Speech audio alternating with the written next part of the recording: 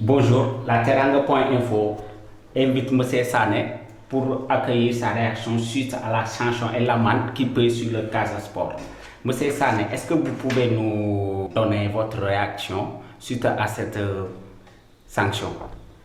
Voilà, merci. Donc, le procès verbal qui est sorti pour sanctionner le match devant opposer le Casa Sport à Guédiawaye Football Club dit ceci, que le match qui devait avoir lieu à Ziguinchor et qui a été par la suite interdit par le préfet pour cause de risque de troubles à l'ordre public, se fondant donc sur ça, la Fédération sénégalaise de football, qui dit avoir été saisie par le Guédiawaye Football Club, a donné match perdu au Casa Sport.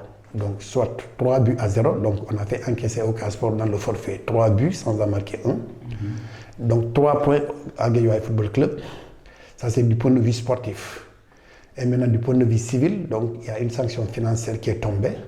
On demande au même Casa Sport donc, de payer 300 000 francs à titre de dommage par rapport, selon eux, à la volonté du Casa Sport de refuser de jouer le match. Et les 300 000 francs doivent être payés au plus tard 30 jours à partir de la date de notification de ce procès verbal. Donc c'est comme ça que les choses se passent. Alors, ce qui est ridicule, c'est que pour ceux qui ont suivi l'évolution de cette crise, quand le Casa Sport devait recevoir Guédiawaye Football Club pour la deuxième fois, je fais référence à ce match qui a été interdit par le préfet. C'est ce match qui a été interdit par le préfet de Dakar, qui a ensuite été reprogrammé la semaine passée, le week-end passé, pour Kaolack. À 24 heures du match, c'est la Ligue Pro qui dit qu'elle annule le match de Kaolack. Sans commentaire. Ils ont simplement dit le match n'aura plus lieu. C'est parce qu'entre-temps, la fédération avait déjà considéré que c'était inutile même de programmer un autre match à Guédiawaye, parce que le seul match qui n'a pas eu lieu à Ziguinchor suffisait pour arrêter et donc sanctionner le Casa Sport. Donc on a sanctionné le Casa Sport. Pourquoi? Parce que le préfet a interdit le match. C'est le préfet qui a interdit le match. Le Casa n'a rien à voir. Un match interdit par un préfet ne saurait engager un club. Et le préfet aussi, il s'est fondé sur les renseignements généraux qui ont dit qu'il y aurait risque à l'ordre public. Et c'est fort de cela que le préfet a pris ses responsabilités pour arrêter. Et maintenant, on a demandé au Casa Sport de payer une décision administrative. C'est là où c'est ridicule. Et même le procès verbal, pour montrer qu'il n'y a pas de rigueur dans ce qu'il faut. Il y a tellement de fautes. Quand vous lisez le procès verbal, vous avez du mal même à comprendre. Vous vous demandez si ce sont des gamins qui écrivent ou bien si ce sont des individus, des sous-individus qui écrivent. Okay. Il est mal écrit, avec beaucoup de fautes.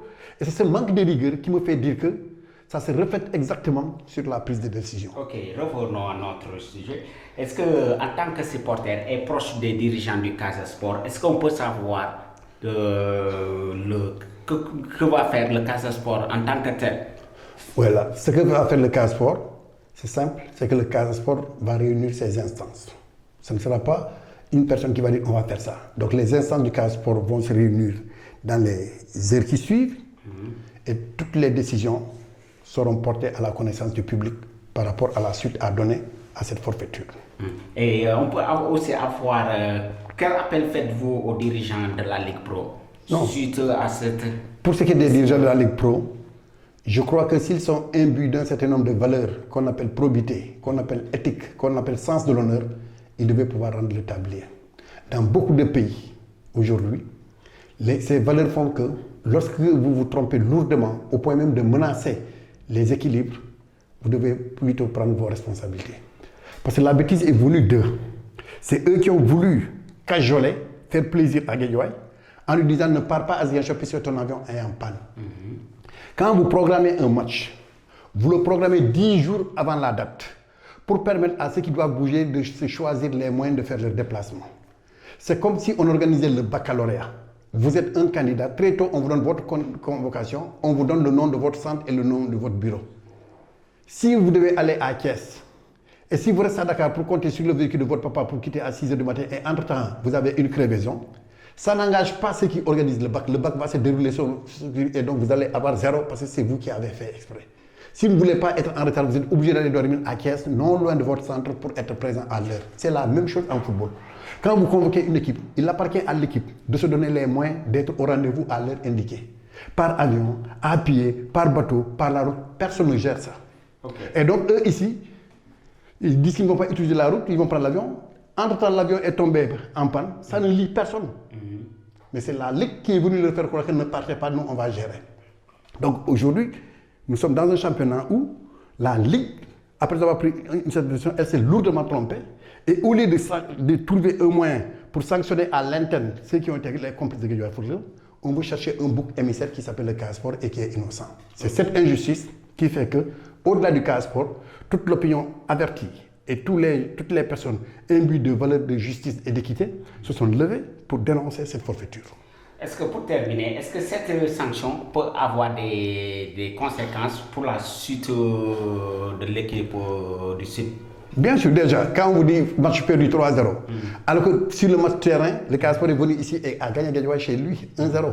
Donc, pour le match que le Casa devait recevoir, on accorde 0 points au Casport et on leur fait encaisser 3 buts. C'est-à-dire qu'au niveau de leur goal average, on a soustrait 3 buts, et au niveau de leur performance, on leur a privé de 3 points. C'est déjà lourd conséquence. Et avec tout ça, le Casport est 4e. Maintenant, imaginez si on leur donnait les 3 points. Est-ce que le Casport ne serait pas à la place de Guédiawaye qui est 2e?